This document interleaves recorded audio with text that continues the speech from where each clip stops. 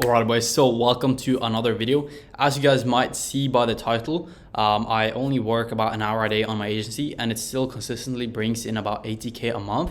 So in this video I wanted to show you boys the exact team structure that I got in my backend and some of the automations that we've got in place that makes me completely unnecessary and removed from the entire fulfillment aspect, okay?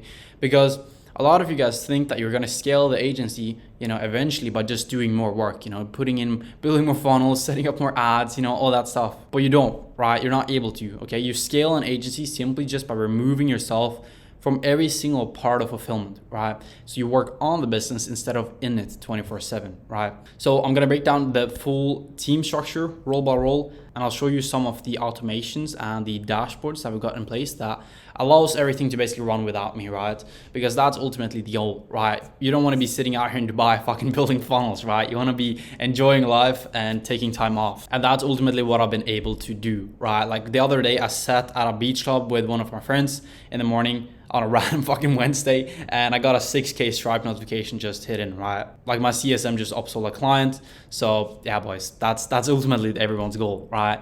All right, so firstly here, kind of like my role here is obviously I'm the CEO. I don't really have a business partner or anything like that within my agency.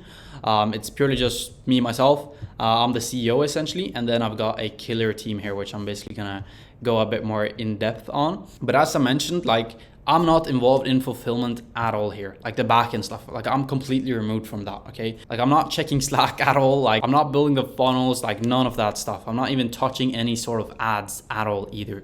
My entire job is literally checking dashboards, making sure, most of the clients are in the green zone, meaning like their ads and everything are performing well and that they're happy. And then I make high level decisions, I focus on hiring and basically working on the business to scale it even up further. And thanks to literally almost everything in the business here being automated and sort of like dashboarded, it takes me maybe like 40 minutes on like a heavy day to basically complete my work for the day, right? I have some team calls here and there, but that's pretty much it, right? And so like a few of the things that I'm able to see within the actual agency is like the cost per lead on, our own agency and like all the metrics essentially for our own ads and literally everything.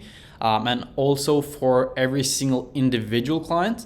And then we also have a dashboard showing sort of like all the clients combined. So it basically builds out sort of like the average cost per lead, the average booked call, the average cost of acquisition for, the total in the backend. And then I obviously have access to, the churn dashboard, like how many clients are churning. Within my own agency, we have a very, very low churn rate. It's usually around like 1 to 2% per month.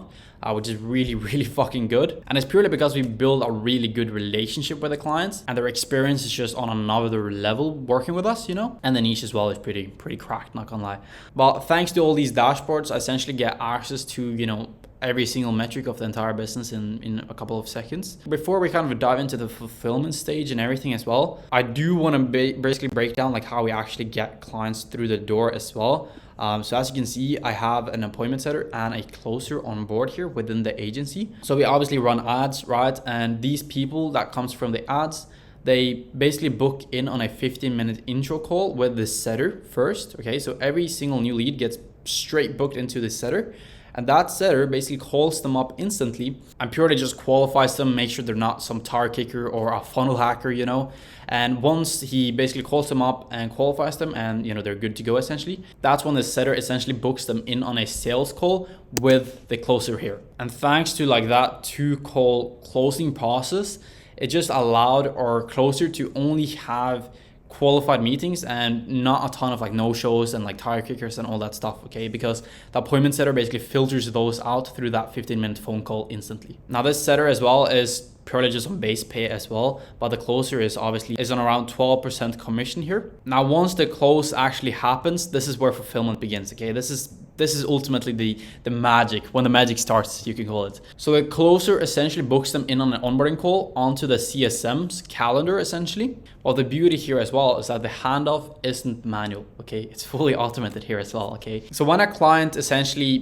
signs up, whatever, we have an automation where it basically transcripts the entire sales call and the onboarding call and automatically basically builds the ad copy for the clients, creates the AI image ads, the funnel copy, the survey questions on the actual funnel as well, and basically builds all the email and SMS reminder copy as well. And it also personalizes the setter's scripts for the client's niche. Okay, so when the setter is going to call them up and qualify them, they already have that script pre-built based on the client's niche, the pain points they're facing and everything.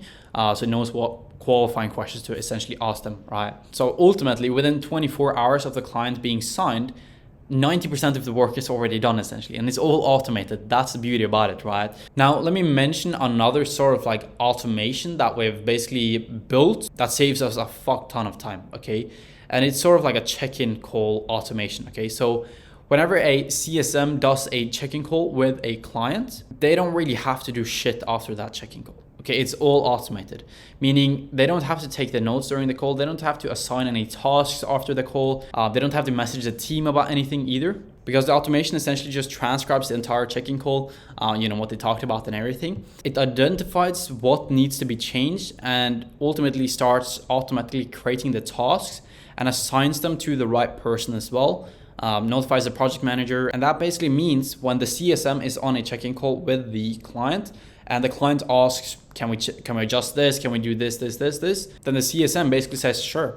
And from there, everything is basically automated, right? Because the tasks are automatically created and assigned to the right sort of people, because the GPT bot we got in place is obviously trained and knows every single role we got within the agency, and it has so much data to pull from and everything. And so the tasks are basically assigned instantly, and the team basically gets notified and instantly starts executing essentially. Now, if the CSM as well senses that a client is like super pissed and angry, or just not happy overall, then that's fine, because the CSM will basically just submit a simple form after that check-in call, and the system escalates the situation straight to the project manager, and the project manager comes in, basically looks into the situation and everything. And if my involvement is needed, then I basically step in, but it's very, very rare. It's only happened like 2 times before, and it all went fine, right? And this CSM as well, obviously you want to be paying them around 2 to 3, 4, maybe even 5K a month in base pay. I pay mine personally around 2.5K a month in base, and then obviously there's incentives on top of that. So how the churn has went, if they're upsold, and how many referrals we got. There's all sort of like factors that plays into it essentially. So then we also have the project manager and the fulfillment assistant here as well. Okay, the project manager is basically the one who's in control of the fulfillment. Okay, so the project manager basically makes sure that every single task gets done within the deadlines essentially, okay? And that the media buyers are optimizing the ads, basically just keeping the team accountable for everything, that the GHL funnels and everything is handled and up and running. This fulfillment assistant here, I like to call it sort of like a mini project manager. And I'd say like it's one of those roles where it just makes like a huge difference, right? This is just some random Filipino VA that I hire for like $400 a month.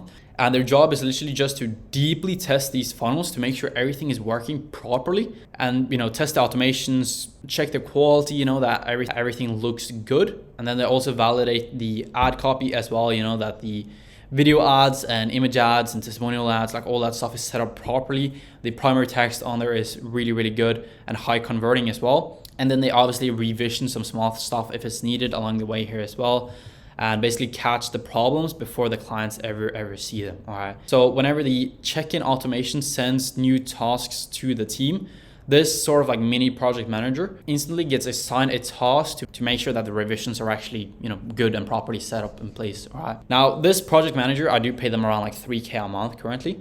There's obviously incentives in here as well, so they can make upwards of like 5 to 6K if they want to. And then we have the team itself here as well. So each media buyer, they get paid around like 1K a month in base. And then there's obviously incentives here as well. This GHL expert is only paid like $500 a month, because there's not really that much work needed here. It only takes them like an hour or 2 to set up, all the automations and everything, because as I mentioned, the onboarding automation literally gives everything they need, and it's basically like copy paste, copy paste headline, copy paste the fucking survey questions, and they basically just have to put in, the testimonials to the clients and basically set up the automations, which again is automatically created. The SMS reminders and everything is pre-built essentially. So ultimately, like everything that these people need is already sort of like pre-built, right? There's not really that much they have to do.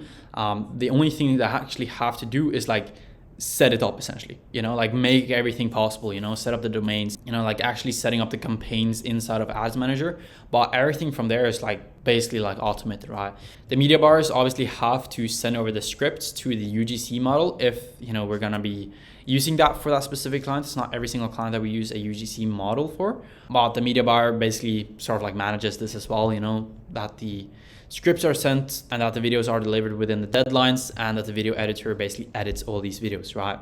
Now, I do want to mention like one of the killer automations that we've got in the backend here as well that allows things to just be way easier, okay? And that is within the tracking stuff, okay? So when it comes to tracking the clients' outcomes of these sales calls, is one of those things where at scale you don't want to be tracking them manually, okay? So we basically set up an automation where about like an hour after the client had the sales call, they basically get an SMS with a link to a survey where they basically have to fill in like who they had the sales call with and then the outcome of the call as well. If they closed them, the cash collected, revenue made, or if the prospect no-showed or canceled or they were a bad fit, then whatever they respond to that survey question, and after they hit submit on that survey, the spreadsheet for that specific client, like the ad tracking spreadsheet, is automatically updated, all right? And this saves us so much time, especially when you got so many clients as well. You can't really keep track of them, When they're booking like 3 to 4 sales calls every single day, the clients, then it's gonna be like a headache to manage everything.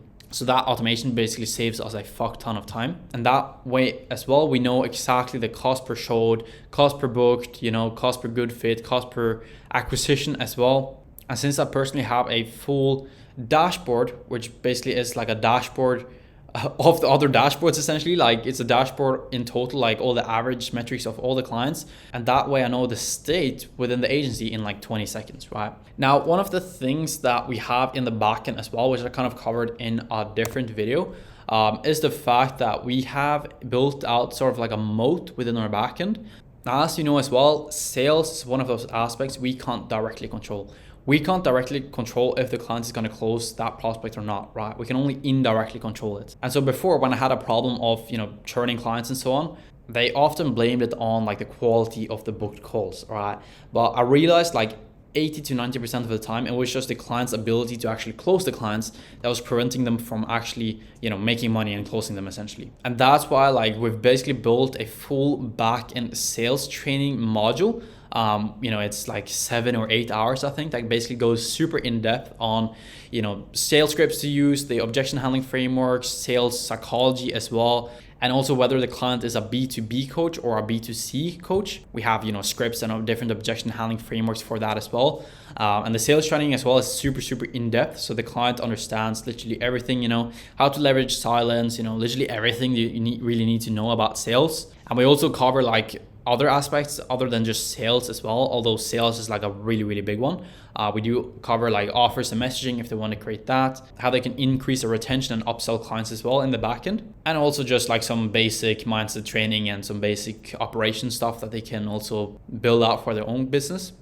And ever since we kind of implemented that, it boosted the client success and the LTV like insane. Like I can't describe it. Like this is actually insane how huge of a difference that made. So if you're kind of facing those churn problems, definitely look into building that out.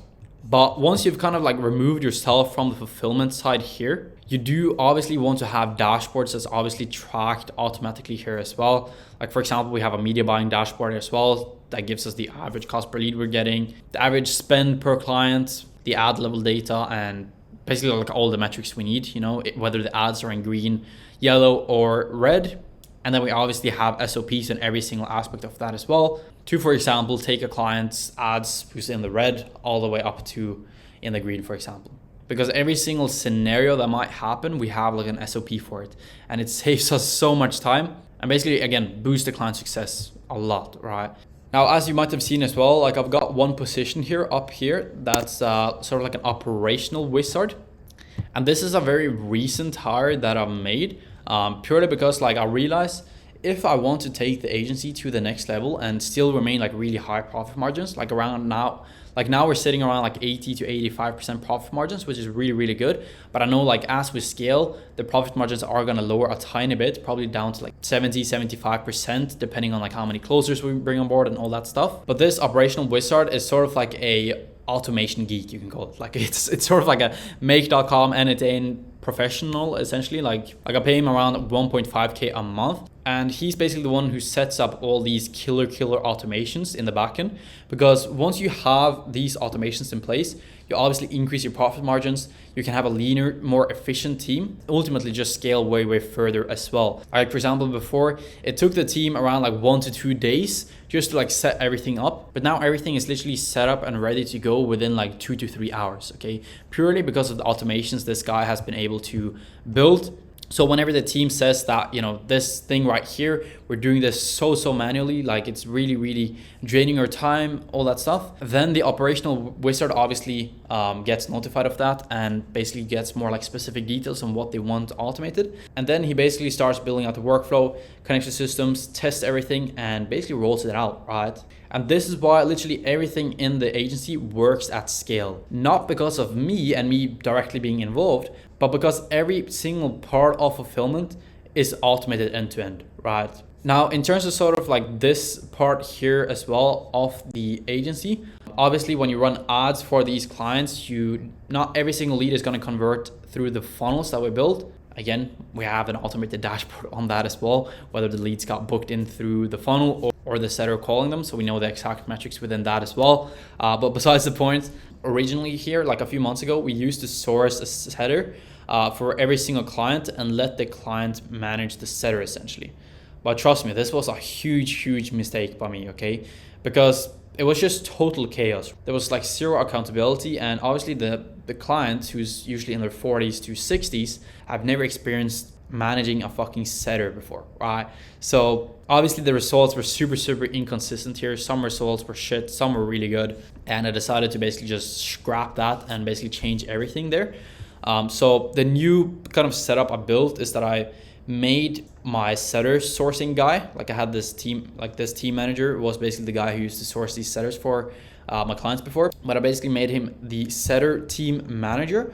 And then I basically built a centralized in-house setter team, basically like inside of my own agency, right? So right now we only have about 3 A-player setters on board that basically calls up all the leads for the clients instantly here, qualifies them and books them into their calendars. And as I mentioned as well, the scripts that these setters are using are automatically created as well. You know, the qualifying questions to ask the leads and everything, it's all personalized per client and automatically generated after the onboarding. Now, the reason why I only have around like 3 setters now on board at the moment is purely because like most of my clients already have like a decent setter on board and they manage them themselves. So it's not really needed to have that many setters right now. And obviously like as a scale the agency, we're gonna, you know, scale this team up to around like 5 to 10 A-player setters. And obviously I'm gonna bring on board more closers for ourselves as well.